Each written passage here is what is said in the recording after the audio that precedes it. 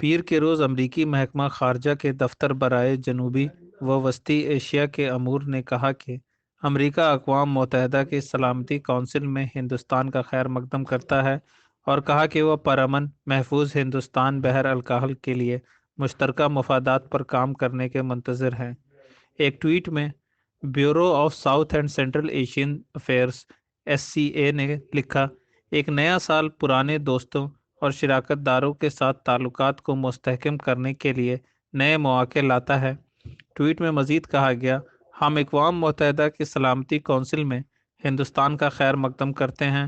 اور new York میں اقوام متحدہ میں ہندوستان کے مستقل مشن کے ساتھ مل کر کام کرنے کے منتظر ہیں، تاکہ زیادہ مشترکہ مفادات کو زیادہ پرامن محفوظ ہند بحر الکاہل اور دنیا میں اپنے مشترکہ مفادات کو آگے بڑھایا جا سکے۔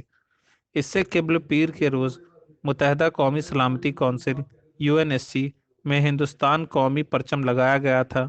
کیونکہ ہندوستان نے 2021-22 مدت کے لیے اقوام متحدہ کے طاقتور تنظیم کے مستقل رکن کی حیثیت سے 8ویں بار اقوام متحدہ کے ممبر کی رکنیت سنبھالی تھی۔